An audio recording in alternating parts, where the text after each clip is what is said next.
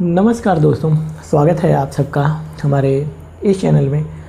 दोस्तों, आज हम जो है हिंदी भाषा के तत्सम और तद्भव शब्द के बारे में अध्ययन करेंगे। तत्सम क्या शब्द होता है और तद्भव कौन सा शब्द होता है, या तत्सम हम किसे कहते हैं और तद्भव किसे कहते हैं, इन सब के बारे में अध्ययन करेंगे। इस टॉपिक के अंतर्गत आज हम जो है देशज शब्द, विदेशज शब्द, संकर शब्द और योग रूढ़, रूढ़ शब्द, और यहाँ पे हम देसी, देशज और योग रूढ़, एकार्थी, अनेकार्थी, इन सभी शब्दों के बारे में हम अध्ययन करेंगे। तो दोस्तों, आप सबसे निवेदन है कि अगर आप लोग ये हमारी वीडियो आप तक पहुँच रही है तो आप लोग इस वीडियो को पूरा देखिएगा, बीच में स्किप मत कीजिएगा। और ये जो हमारी टॉपिक है या लगभग सभी कम्पिटिटिव एग्ज़ाम में और जो हमारे एकेडमिक एग्ज़ाम होते हैं, जैसे डीएलएड हो गया, बीएड हो गया, और जो एंट्रेंस एग्ज़ाम वगैरह होते हैं उसमें भी पूछे जाते हैं। तो यह टॉपिक जो है बहुत महत्वपूर्ण है। तो दोस्तों, इस टॉपिक के अंतर्गत हम अक्षर से शुरू करेंगे और अनेकार्थी शब्द तक, अनेकार्थी, समानार्थी, विपरीतार्थक शब्द तक जो है हम यहाँ तक देखेंगे कि ये सारे शब्द किसे कहते हैं। इन सभी शब्दों को, जैसे तत्सम शब्द किसे कहते हैं, तद्भव किसे कहते हैं, विकारी किसे कहते हैं और अविकारी शब्द किसे कहते हैं, इन सभी शब्दों के बारे में जो है हम बारी बारी से अध्ययन करेंगे। तो सर्वप्रथम हम देखते हैं कि हम अक्षर किसे कहते हैं। अक्षर किसे कहते हैं? अक्षर जो होता है वह जो है ध्वनि होती है जो एक उच्चारण में, एक सांस या एक प्रयत्न में बोली जाती है और जिसका हम वर्गीकरण नहीं कर सकते, यानी जिसको हम विभेदित नहीं कर सकते। अक्षर मतलब क्षय नहीं होने वाला जो वर्ड होता है वह हमारा अक्षर होता है। और यहाँ पे वह ध्वनि जो एक सांस या प्रयत्न में बोली जाती है, वह ध्वनि जो एक सांस या एक प्रयत्न में जिसका उच्चारण किया जाता है, वह ध्वनि जिसका उच्चारण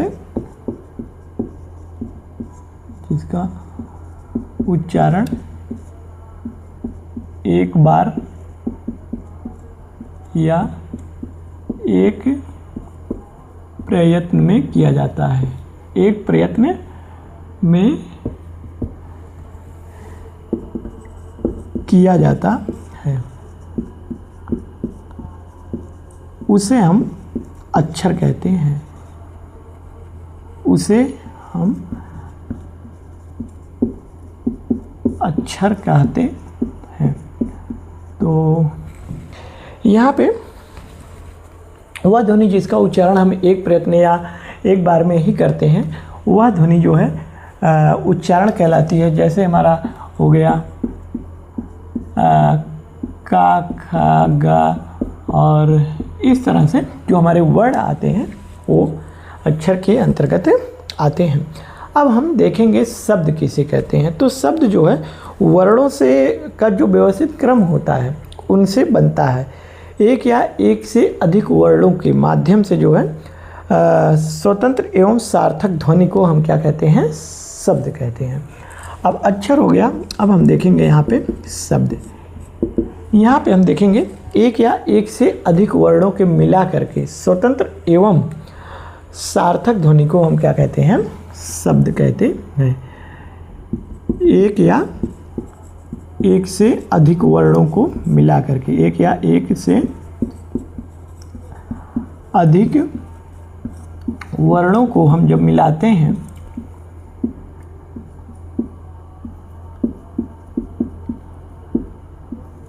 मिलाकर स्वतंत्र एवं सार्थक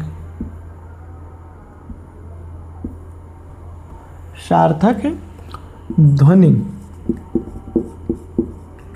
को हम शब्द कहते हैं।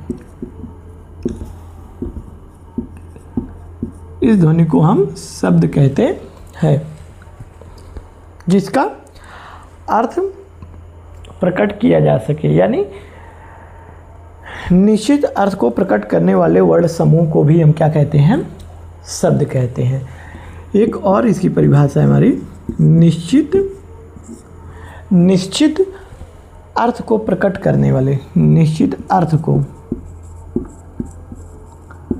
प्रकट करने वाले, निश्चित अर्थ को प्रकट करने वाले वर्ण समूह को, वर्ण समूह को जो है हम शब्द कहते हैं। तो दोस्तों यहाँ पे जो है हम देखेंगे कि अक्षर व ध्वनि जिसका उच्चारण हम एक प्रयत्न या एक सांस में करते हैं उसे हम अक्षर कहते हैं, और वर्णों के व्यवस्थित क्रम को हम शब्द कहते हैं, जिसका कोई स्वतंत्र एवं और मतलब सार्थक शब्द जो होता है, जैसे एक या एक से अधिक वर्णों को मिला करके सार्थक एवं स्वतंत्र ध्वनि को हम शब्द कहते हैं, जिसका कोई अर्थ होता है। तो ये था हमारा अक्षर और शब्द किसे कहते हैं। तो शब्द जो है हमारा दो भाग से मिला है, एक है स्वतंत्र इकाई और दूसरी है सार्थक इकाई। इन दोनों के योग से जो है हमारा शब्द बनता है। तो दोस्तों अब हम देखेंगे कि हम तत्सम शब्द किसे कहते हैं, तत्सम शब्द किसे कहते हैं। तो अब हम आइए देखते हैं यहाँ पे। दोस्तों यहाँ पे जो हमारा तत्सम शब्द है वह होता है दो शब्द तत् धन सम से मिलकर के जो बना है।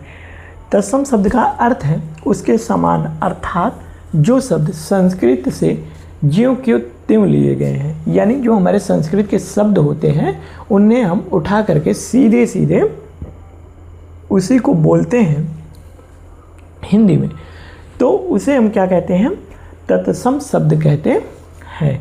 जैसे आदित्य हो गया, ये हमारे जो है संस्कृत के शब्द हैं और इन्हें हम उसी तरह से सेम यहाँ पे बोलेंगे। आदित्य हो गया, अग्नि हो गया, इंद्र हो गया, विष्णु हो गया, भूमि हो गया और प्रथम और राष्ट्र, ये जो हमारे शब्द हैं ये सारे तत्सम शब्द के अंतर्गत आते हैं। यानी तत्सम शब्द सीधे सीधे ये शब्द होता है जो संस्कृत भाषा से लिया गया है और ज्यों का त्यों हमारे बोलचाल में प्रयोग किया जाता है, वह क्या कहलाता है, तत्सम शब्द कहलाता है। और अगला हमारा है तद्भव शब्द। तद्भव शब्द तद और भाव दो शब्दों से मिलकर के बना है। तद्भव शब्द का अर्थ होता है उससे होना, यानी जो हमारे संस्कृत भाषा के शब्द हैं उनका परिवर्तित रूप यानी बदला हुआ रूप जो होता है वह हमारा क्या कहलाता है, तद्भव कहलाता है। जैसे हमारा कोई संस्कृत का शब्द हो गया तो उसका जो बदला हुआ रूप होता है वह हमारा तद्भव कहलाता है। अर्थात संस्कृत से आए हुए शब्दों से उत्पन्न हुए शब्द, संस्कृत से आए हुए शब्दों से उत्पन्न हुए शब्द तद्भव शब्द कहलाते हैं। जैसे उजला हो गया, और यहाँ पे आप देखेंगे तो संस्कृत में इसको उजला को श्वेत बोलते हैं, कपूर को कर्पूर बोलते हैं, और यहाँ पे साज हो गया और काम हो गया जो है, और बरस हो गया, वर्ष को बरस बोलते हैं, और मातृ को माँ बोलते हैं। तो ये जो हमारे शब्द हैं तद्भव शब्द, यह संस्कृत भाषा के ही परिवर्तित रूप हैं, यानी बदले हुए रूप हैं जिनका प्रयोग हम आम बोलचाल की भाषा में करते हैं। तो यह जो हमारा शब्द है तो तद्भव कहलाता है। और अब हम तत्सम शब्द देख लिए, तद्भव देख लिए, अब आगे हम देखेंगे और भी हमारे शब्द हैं देशी शब्द और विदेशी शब्द। इन दोनों शब्दों के बारे में हम देखेंगे। तो आइए अब इसके बाद हम उसे देखते हैं, देशी यानी देशज शब्द, विदेशी यानी विदेशज शब्द, आगत शब्द या विदेशी या विदेशज शब्द, इनके बारे में हम अध्ययन करते हैं। तो दोस्तों मुझे समझ में आप लोगों को हमें लग रहा है कि ये तत्सम और तद्भव आपके समझ में आ गया होगा। इसमें कुछ ज़्यादा नहीं समझना है, सीधे सीधे जो तत्सम के शब्द होते हैं वह जो हमारे संस्कृत भाषा के शब्द होते हैं वह ज्यों के त्यों हम आम बोलचाल की भाषा में अगर हम उसका प्रयोग करते हैं तो वह हमारा क्या कहलाता है, तत्सम शब्द कहलाता है। और तद्भव शब्द जो होता है संस्कृत का परिवर्तित रूप होता है। जो संस्कृत के हमारे शब्द होते हैं उनका परिवर्तित रूप जब हम आम बोलचाल की भाषा में उनका प्रयोग करते हैं तो वो हमारा क्या कहलाता है, तद्भव शब्द कहलाता है। तो तत्सम और तद्भव के बीच का जो कन्फ्यूजन था आप लोगों को मुझे लग रहा है कि वह डाउट क्लियर हो गया होगा।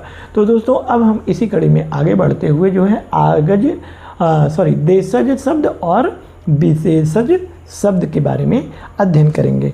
तो देशज और विदेशज शब्द भी इसी के अंतर्गत टॉपिक के अंतर्गत आते हैं और बारी बारी से हम और भी शब्द हैं तो उनके बारे में हम अध्ययन करेंगे। तो आइए अब चलते हैं हम देशज और विदेशज शब्द किसे कहते हैं उसके बारे में देखते हैं।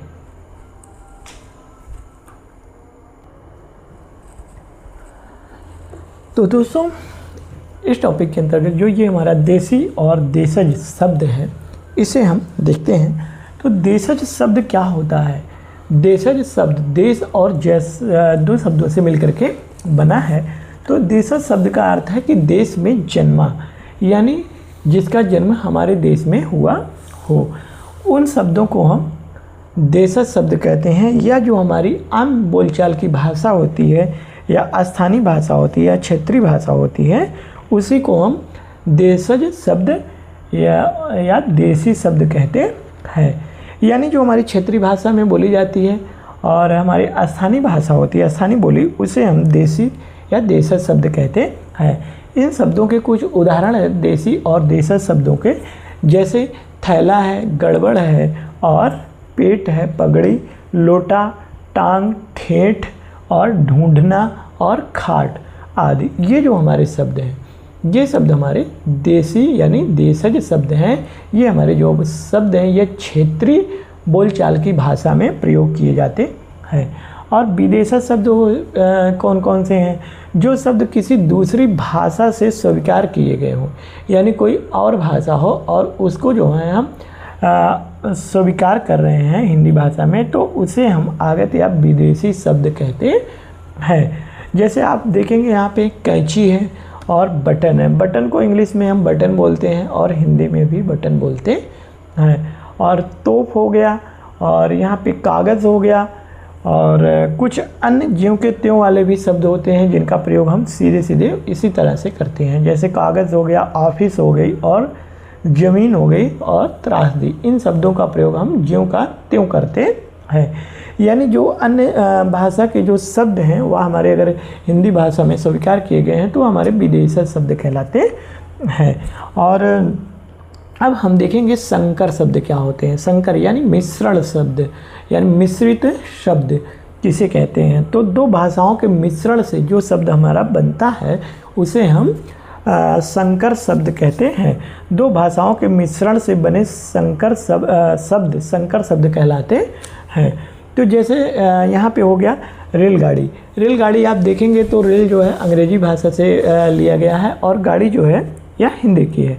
तो ये दो मिला करके हमारी हो गई रेलगाड़ी हो गई। और यहाँ पे आप देखेंगे जांचकर्ता हो गया और यहाँ पे पूंजीपति हो गया, वर्षगांठ हो गई, थानेदार हो गया, कृषि और रेडियो तरंग हो गया, जेल खाना और तहसीलदार, सीलबंद, बीमा पॉलिसी। ये हमारे जो शब्द हैं या किसी अन्य भाषा के शब्द हैं और जिनका किसी अन्य दो भाषाओं के संयोग से ये मिलकर के बने हैं। तो ये जो शब्द हैं ये हमारे संकर शब्द कहलाते हैं। संकर शब्द यानी दो भाषाओं के योग से मिश्रण से जो शब्द बनते हैं, यानी योग से या मिश्रण से जो शब्द बनते हैं उसे हम संकर शब्द कहते हैं। देशज शब्द वे शब्द होते हैं जो हम अपने क्षेत्रीय भाषा में आम बोलचाल की भाषा में जिन शब्दों का प्रयोग करते हैं वो हमारे देशी या देशज शब्द कहलाते हैं। और विदेशज शब्द वो हैं कि जो अन्य भाषाओं से हम ग्रहण किए हैं उन भाषाओं के शब्दों को जो है हम विदेशज शब्द कहते हैं।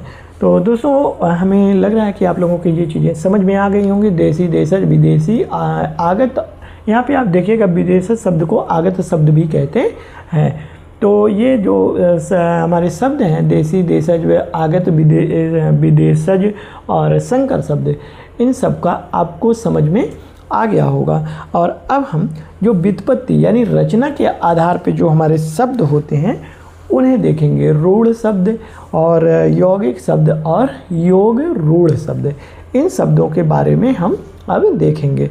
तो आइए अब हम देखते हैं।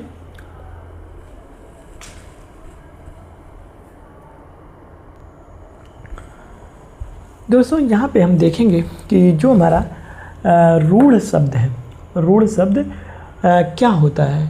जो शब्द एक अर्थ विशेष या वस्तु विशेष के लिए प्रयुक्त किए जाते हैं, यानी जिन शब्दों का प्रयोग सिर्फ एक वस्तु के लिए या विशेष वस्तु के लिए प्रयुक्त होता है उसे हम रूढ़ शब्द कहते हैं। जैसे यहाँ पे है हमारा कुर्सी और फूल। कुर्सी का नाम लेते ही हमारे दिमाग में ये आता है कि कुर्सी जो है बैठने की चीज़ है और यह चार पैरों से निर्मित है और कुर्सी घूमने वाली भी हो सकती है। तो जो हमारे मन में कुर्सी का नाम लेने से जो मन में हमारे जो प्रतीकात्मक छवि बनती है वही जो है रूढ़ शब्द के अंतर्गत वह आती है।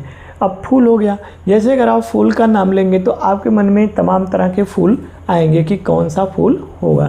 तो ये जो हमारा शब्द है रूढ़ शब्द, या किसी एक विशेष वस्तु या विशेष के लिए ही प्रयुक्त किया जाता है। कुर्सी शब्द का प्रयोग हम सिर्फ बैठने वाली चीज़ों यानी जो कुर्सियाँ होती हैं अलग अलग डिजाइन के, सिर्फ उनके लिए ही कुर्सी शब्द का प्रयोग करते हैं। और फूल हो गया, और बहुत से अगर देखा जाए तो गांव में घर की जो नींव होती है लोग उसे भी कुर्सी बोलते हैं। तो इस तरह से उस कुर्सी को देखा जाए तो उससे भी क्या होती है, हमारी दीवार जो है बारी बारी से जो खड़ी होती है उसी कुर्सी है यानी उसी नींव पे खड़ी होती है, उसे भी कुर्सी कहते हैं। लेकिन उसका अर्थ यहाँ पे दूसरा है और इस कुर्सी का अर्थ जो है हमारा दूसरा है। यहाँ चार पायों से निर्मित कुर्सी की बात हो रही है। और अब हम देखेंगे यौगिक शब्द। जो यौगिक शब्द वे शब्द होते हैं जो दो या दो से अधिक शब्दों के योग से मिलकर के हमारे बनते हैं, उन्हें हम यौगिक शब्द कहते हैं। जैसे यहाँ पे आप देखेंगे हमारा एक यौगिक शब्द दिया गया है हिमालय। हिमालय शब्द जो है हिम धन आलय से मिलकर के बना हुआ है। हिमालय जो है हिम धन आलय से मिलकर के बना हुआ है। और अगला जो है हमारा दूसरा शब्द है वह है प्रधानमंत्री, प्रधान धन मंत्री। ये जो हमारा प्रधानमंत्री शब्द है वह दो शब्दों से मिलकर के बना हुआ है। और अगला हमारा है योग रूढ़ शब्द। योग रूढ़ शब्द, योग रूढ़ शब्द कौन कौन से होते हैं? वे यौगिक शब्द होते हैं जिनका जो शब्द यौगिक तो होते हैं परंतु इनका अर्थ क्या होता है, बोलने पर रूढ़ हो जाता है। यानी ये यौगिक शब्द होते हैं परंतु बोलने पर इनका जो अर्थ होता है वह रूढ़ में परिवर्तित हो जाता है। तो इन्हें योग रूढ़ शब्द कहते हैं। योग रूढ़ शब्द कहते हैं ये शब्द जो है ये सामान्य अर्थ छोड़ करके किसी विशेष अर्थ को प्रकट करते हैं। यानी ये सामान्य अर्थ को छोड़ करके किसी विशेष अर्थ को प्रकट करते हैं। और जैसे यहाँ पे है पीताम्बर, पीला है अंबर, यानी जो हमारा यहाँ शब्द है पीताम्बर यह किसी अन्य व्यक्ति को प्रकट कर रहा है। लंबोदर हो गया, लंबा धन है उदर यानी लंबोदर अर्थात गणेश जी हो गए।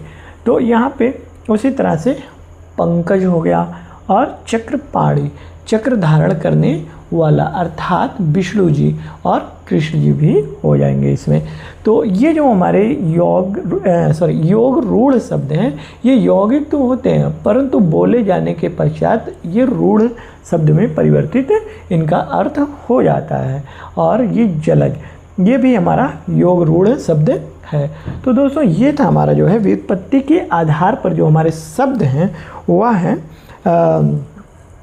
रूढ़ शब्द, यौगिक शब्द और योग रूढ़ शब्द। और इसके पहले जब हम देखे थे उत्पत्ति और उद्भव के आधार पर या स्रोत या इतिहास के आधार पर वे शब्द हमारे से तत्सम शब्द, तद्भव शब्द और देशी देशज और आगत विदेशज और संकर शब्द। तो ये जो हमारे थे पहले वाले जो इसके पहले हमने बताया था वो उत्पत्ति के आधार पे थे और ये व्युत्पत्ति के आधार पर हैं अर्थात बनावट के आधार पे हैं। अब आगे हम देखेंगे अर्थ के आधार पर कौन कौन से शब्द होते हैं। अर्थ के आधार पर जो हमारे शब्द हैं, एक अर्थी शब्द हो गया, अनेकार्थी शब्द हो गए, समानार्थी शब्द हो गए और विपरीतार्थी शब्द आते हैं। तो बारी बारी से हम आगे अब देखते हैं अर्थ के आधार पर शब्दों के प्रकार। तो आइए अब हम आगे देखते हैं।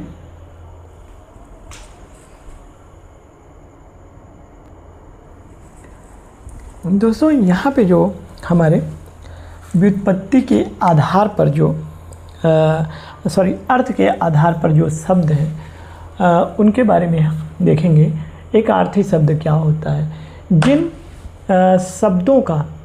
शब्दों का केवल एक ही अर्थ होता है वे हमारे क्या कहलाते हैं? एक अर्थी शब्द कहलाते हैं। एक अर्थी शब्द कहलाते हैं। जैसे गंगा, यमुना, राधा, पुस्तक, लकड़ी आदि।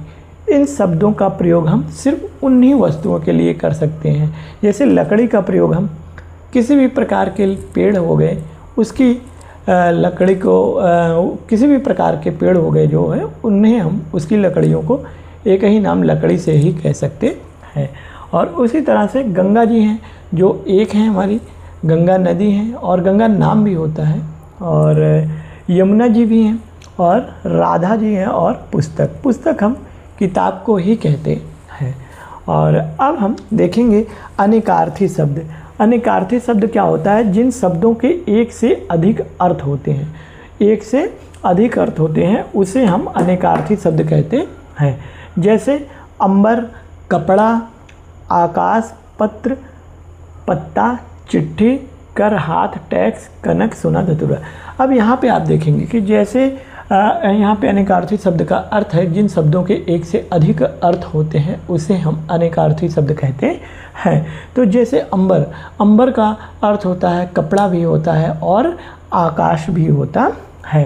और पत्र का जो अर्थ होता है, अगर आप संस्कृत में देखेंगे तो पत्र को जो है संस्कृत भाषा में पत्ता को पत्र बोलते हैं। तो पत्र का अर्थ जो हो गया यहाँ पे हमारा पत्ता हो गया, और दूसरा पत्र को हम चिट्ठी भी बोलते हैं। और कर का जो अर्थ है, जैसे एक कर का अर्थ होता है हाथ के रूप में, और दूसरा होता है टैक्स, जो हम सभी लोग पे करते हैं। कुछ लोग टैक्स को अप्रत्यक्ष रूप से पे करते हैं और कुछ प्रत्यक्ष रूप से पे करते हैं। प्रत्यक्ष रूप से जो पे करता है, जैसे इनकम टैक्स हो गया और गाड़ियों पे जो टैक्स हो गए, CGST, GST, ये सब जो हमारे प्रत्यक्ष कर हैं। अप्रत्यक्ष कर हमारे जो वस्तुओं के साथ साथ उसमें वसूले जाते हैं, वो जो हमारे अप्रत्यक्ष कर कहलाते हैं। तो दोस्तों ये अब अगला है कनक। कनक का अर्थ होता है एक सोना के रूप में भी होता है और एक धतूरे के रूप में भी होता है। अब हम देखेंगे समानार्थी शब्द। समानार्थी शब्द कौन से होते हैं? जिन शब्दों के अर्थ समान हो उन्हें हम समानार्थी शब्द कहते हैं। एक तरह से देखा जाए तो पर्यायवाची शब्द होते हैं ये। तो जैसे आग हो गया, आग का और भी शब्द हैं, और भी इसके समानार्थी शब्द हैं, जैसे पावक, अग्नि, अनल हो गया। तो ये क्या है? आग के पर्यायवाची शब्द हैं, यानी के समानार्थी शब्द। पर्यायवाची मतलब के समानार्थी शब्द। और आकाश जो है यहाँ पे हमारा अंबर, गगन, व्योम।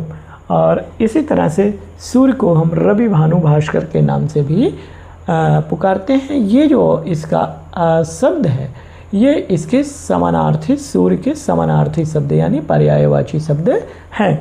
और अब हम यहाँ पे देखेंगे विपरीतार्थक शब्द। विपरीतार्थक शब्द यानी विलोम शब्द।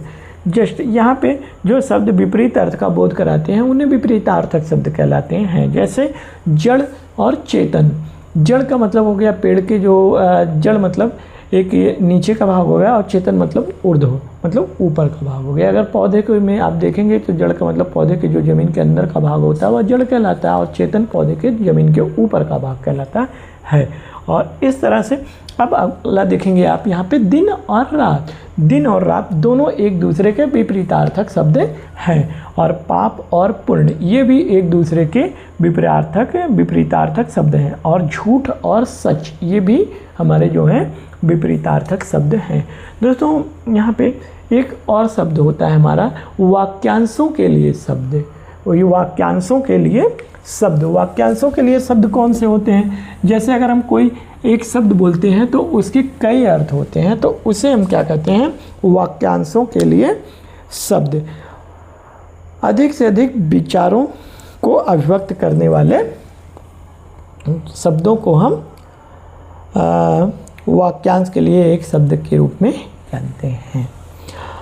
अब हम आगे देखेंगे रूप यानी प्रयोग के आधार पर शब्द कितने प्रकार के होते हैं। तो देखा जाए तो रूप के यानी प्रयोग के आधार पर हमारे शब्द दो प्रकार के, मुख्य रूप से दो प्रकार के, विकारी शब्द और अविकारी शब्द। विकारी शब्द के अंतर्गत 4 शब्द आते हैं और अविकारी शब्द के अंतर भी हमारे 4 शब्द आते हैं। तो आइए हम विकारी और अविकारी शब्द देखते हैं और उनके अंतर्गत कौन कौन से शब्द और आते हैं उन्हें देखेंगे। तो दोस्तों चलते हैं अब हम।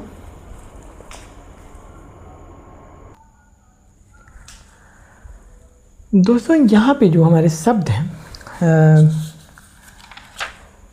रूप के आधार पर, तो वे 2 शब्द हैं, विकारी शब्द और अविकारी शब्द।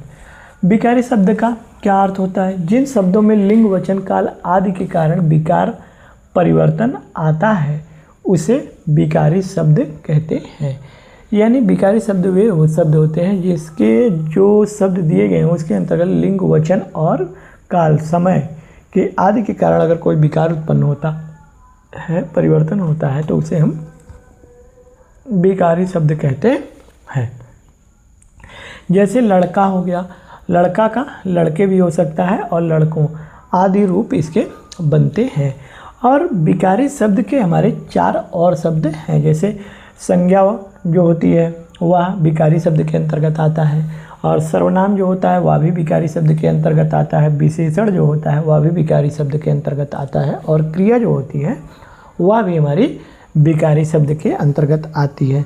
तो संज्ञा किसे कहते हैं, तो आप लोग जानते ही होंगे, किसी व्यक्ति वस्तु स्थान आदि के नाम को हम संज्ञा कहते हैं। सर्वनाम हो गया संज्ञा की विशेषता, जो सर्वनाम जो है उस विकारी शब्द को कहते हैं जो संज्ञा के बदले आता है, यानी संज्ञा के पूर्व यानी पहले आता है।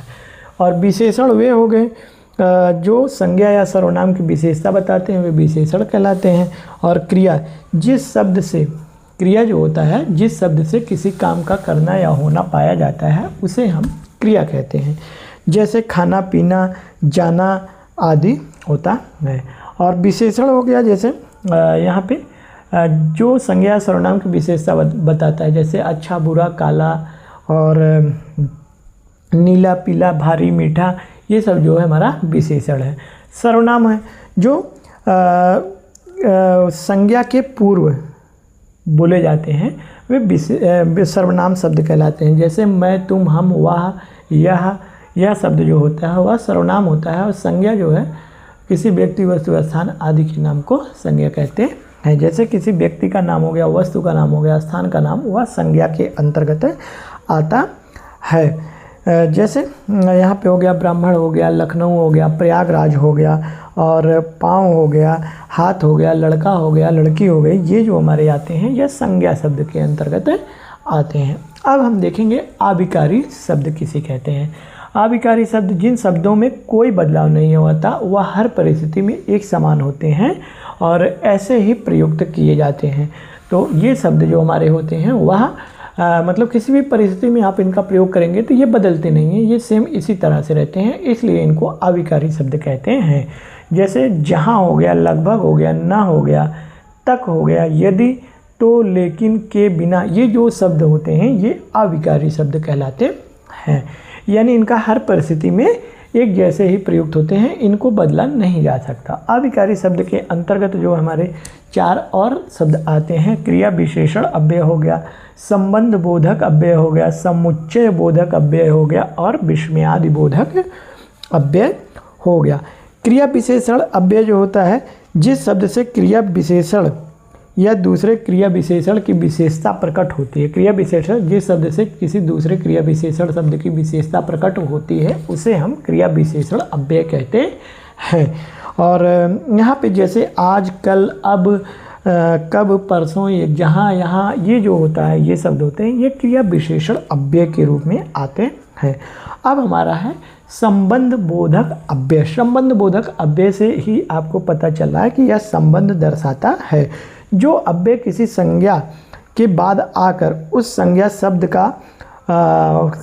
का संबंध वाक्य के दूसरे शब्द से दिखाता है, यानी जोड़ने का काम करता है। एक संज्ञा को यानी जिस संज्ञा के बाद आकर के वह संबंध वाक्य को दूसरे वाक्य से, दूसरे शब्द से जोड़ता है, वह उसे हम संबंध बोधक अव्यय कहते हैं। जैसे में से, पर और ऊपर के, नीचे, आगे, पीछे, ये जो शब्द होते हैं संबंध बोधक शब्द होते हैं, यानी दो शब्दों को बीच ये संबंध स्थापित करते हैं।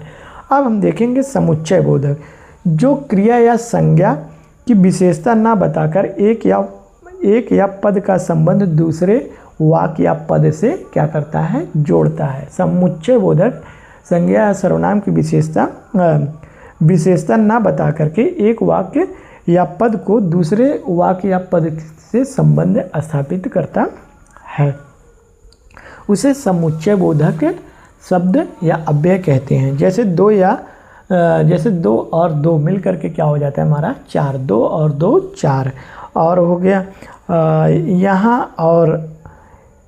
यहाँ जो है और अव्यय समुच्चय बोधक है। अब विस्मयादि बोधक अव्यय, जिन अव्ययों में हर्ष, शोक आदि के भाव सूचित होते हैं उसे हम विस्मयादि बोधक अव्यय कहते हैं।